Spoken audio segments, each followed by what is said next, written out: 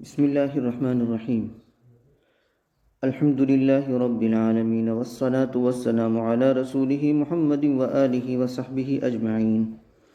أما بعد فأعوذ بالله من الشيطان الرجيم. بسم الله الرحمن الرحيم. فما آمن لموسى إلا ذرية من قومه على خوف من فرعون وملئهم أن يفتنهم وإن فرعون لعال في الأرض وإنه لمن المسرفين. وقال موسى يا قوم إن كنتم آمنتم بالله فعليه توكلوا إن كنتم مسلمين. فقالوا على الله توكلنا ربنا لا تجعلنا فتنة للقوم الظالمين ونجنا برحمتك من القوم الكافرين. آمنت بالله صدق الله مولانا العظيم وصدق رسوله النبي الكريم ونحن على ذلك لمن الشاهدين والشاكرين والحمد لله رب العالمین. قابل احترام بزرگوں اور عزیز دوستوں اور معزز ماں بہنوں، سورہ یونس کی آیت نمبر 83 سے لے کر کے 86 تک پڑھی گئی ہے. پہلی آیت میں اللہ تبارک و تعالی فرماتے ہیں، اس کو پیچھے سے ہم لیتے ہیں. حضرت موسیٰ علیہ السلام نے بنی اسرائیل کو معجزات، فرعون اور اس کے ماننے والوں کو معجزات بتائے اللہ رب العزت کی نصرت اور مدد سے. اور پیچھے ہم نے پڑھا کہ عصا یعنی چھڑی، لاٹھی، وہ جب ڈالتے تھے اژدہا بن جاتا تھا، اور ہاتھ جب بغل میں ڈالتے تھے اور باہر نکالتے تھے تو سفید چمکتا ہوا نکلتا تھا. اور بھی بہت سی نشانیاں. وَلَقَدْ آتَيْنَا مُوسَىٰ 9 آیَاتٍ بَيِّنَاتٍ، ہم نے موسیٰ علیہ السلام کو 9 واضح نشانیاں دی، جو نشانیاں ایمان لانے کے لیے کافی تھیں. لیکن اس کے باوجود موسیٰ علیہ السلام پر ایمان لانے والے معدود چند تھے، قدر قلیل تھے. اللہ تبارک و تعالی فرماتے ہیں فما آمن لموسیٰ، موسیٰ پر ایمان نہیں لائے مگر آپ کی قوم کے کچھ لڑکے. اور وہ بھی کیسے؟ علی خوف من فرعون وملئهم ان یفتنہم، فرعون اور ان کے سرداروں سے ڈرتے ہوئے. یعنی بیچارے ایمان لائے وہ بھی ڈرتے ہوئے. کس بات سے ڈرتے ہوئے؟ ان یفتنہم، یہ کہ فرعون اور ان کے سردار کہیں ایمان لانے والے نوجوانوں کو اور لڑکوں کو بچلا نہ دے، مطلب تکلیف میں مبتلا نہ کر دے. اور ان کا ڈرنا بجا تھا، ان کا ڈرنا بالکل درست تھا. اس کی علت بیان کی آگے کے حصے میں کہ فرعون پاورفل تھا. اس نے تو ایک موقع پر اپنے سرداروں سے مخاطب ہوتے ہوئے یوں کہا تھا وقال فرعون یا ایھا الملأ ما علمت لکم من الہ غیری. فرعون نے کہا اے سرداروں، میں نہیں جانتا کہ تمہارے لیے میرے سوا کوئی معبود ہے، یعنی میں ہی تمہارا معبود ہوں. اور دوسرے موقع پر اس نے یوں کہا انا ربکم الاعلی، میں تمہارا سب سے بڑا رب ہوں.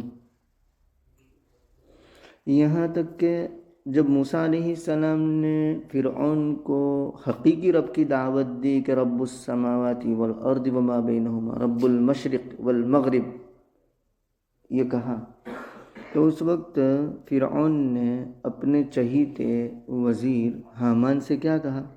وقال فرعون یا حامان ابن لی صرحا لعلی ابلغ الاسباب.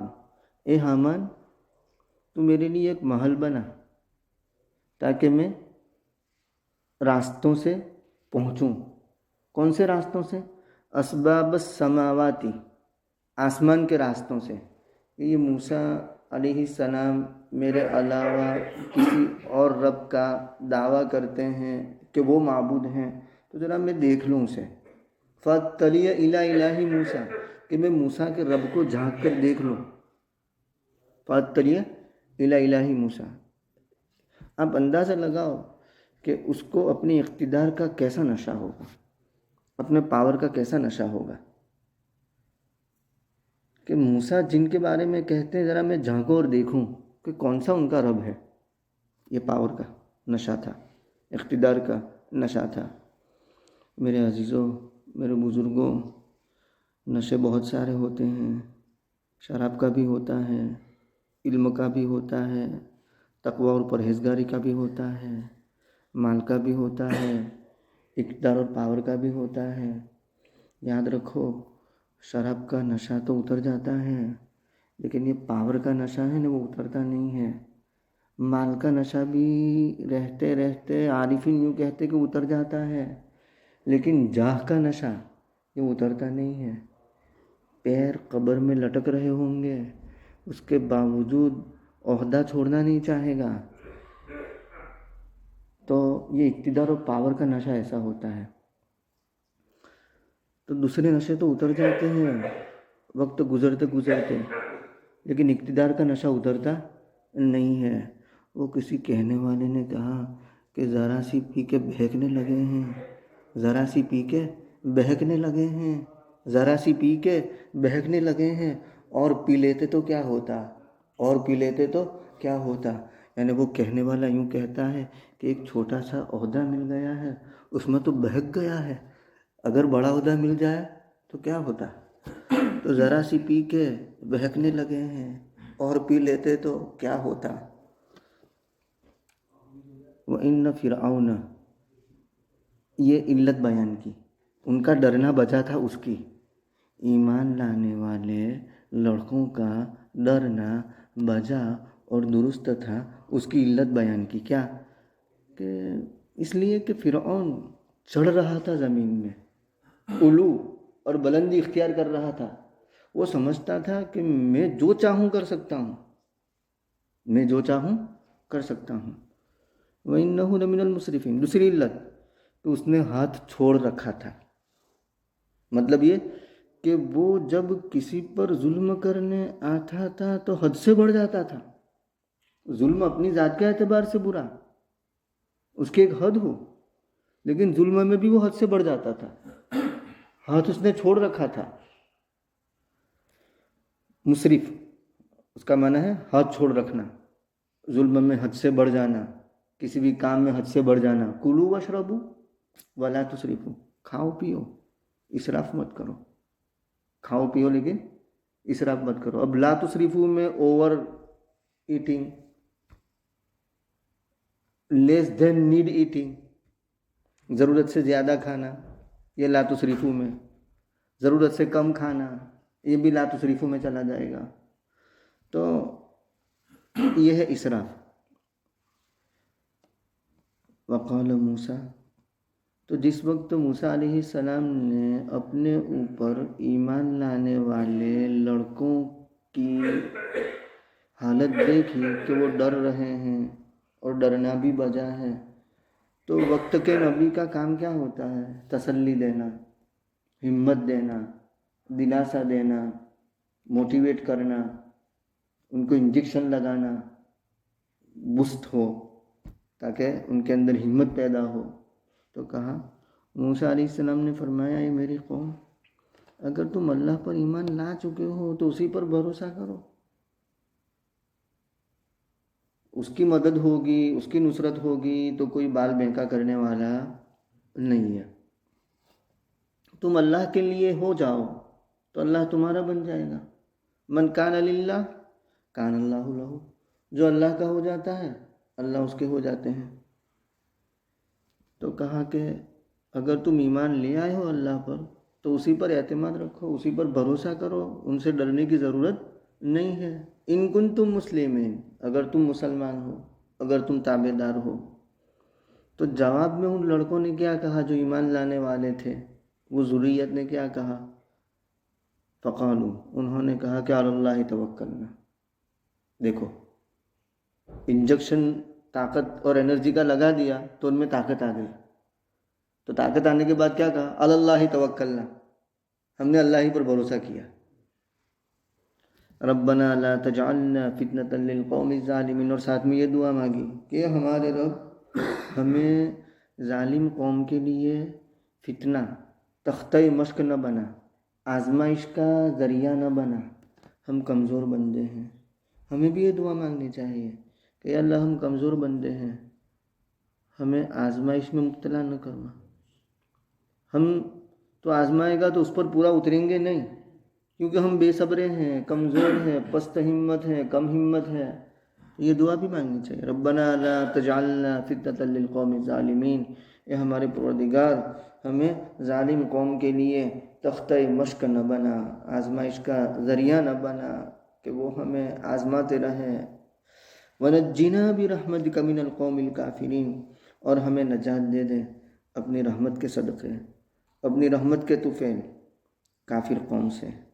ये दुआ मांगी उन नौजवानों ने, उन लोगों ने जो मूसा अलैहिस्सलाम पर ईमान लाए थे, मूसा अलैहिस्सलाम के तसल्ली और दिलासा देने के बाद। ये दुआ जैसे उस ज़माने में उन लोगों के लिए जितनी ज़रूरी थी उससे ज़्यादा इस वक्त इस ज़माने में ज़्यादा ज़रूरी है, उससे भी ज़्यादा ज़रूरी है। तो अपनी दुआओं में इसको शामिल रखना चाहिए कि रब्बना ला तजअलना फितनतन लिल कौमिज़। और ये बात रखें कि कुरान करीम जब कोई वाक़या या क़िस्सा बयान करता है और उसके तहत कोई दुआ या कलमा, दुआ या जुमला है, तो ये नहीं है कि वो दुआ या कलमा और वो दुआ या जुमला सिर्फ़ उसी क़िस्से के साथ ख़ास है। नहीं, वो दुआ या जुमला, वो दुआ या कलमा रहती दुनिया तक के लिए सबक है कि रहती दुनिया तक आने वाले जो भी है ज़ैद, अमर, बकर, वो सब अपनी दुआ में इनको शामिल फरमाए। क्यों? अल इब्रतु लिउमूमिल लफ्ज़ ला बिखुसूसी सबब। कंसीडरेशन, एतबार किस चीज़ का होता है?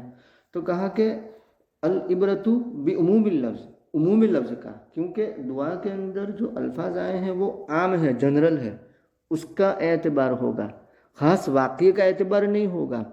चाहे वो जुमला, वो दुआ ख़ास वाक़ये के तहत नाजिल हुई हो, लेकिन उसी वाक़ये के साथ ख़ास होगी ही नहीं वो दुआ। आम लोग भी उसकी दुआ मांग सकते हैं, यानी वो कलिमात से दुआ मांग सकते हैं, वो जुमले से दुआ मांग सकते हैं। तो एतबार किसका होता है? आम अल्फाज का।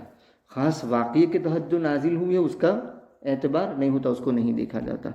अल्लाह रब्बुल इज़्ज़त हमें भी ज़ालिम कौम के लिए तख्ते मश्क न बनावे, और हमें भी अपनी रहमत के तुफ़ैल में काफिर लोगों से नजात नसीब फरमावे, उनके शुरूर फितन से हमें नजात नसीब फरमावे, हमारे नस्लों की ईमान की हिफाजत फरमावे, नस्लों की ईमान की हिफाजत फरमावे, नस्लों की ईमान की हिफाजत फरमावे, ईमानियात पर, इस्लामियात पर चलना और जमना नसीब फरमावे, और ईमानियात और इस्लामियात की जड़ों को हमारे दिलों में रासिख फरमावे, और ईमान हमारे रगो रेशे में जारी और सारी फरमा दे। वाखिरु दावाना अनिल हम्दुलिल्लाहि रब्बिल आलमीन। सुब्हान रब्बिका रब्बिल इज़्ज़ति अम्मा यसिफून व सलामुन अलल मुरसलीन वल्हम्दुलिल्लाहि रब्बिल आलमीन।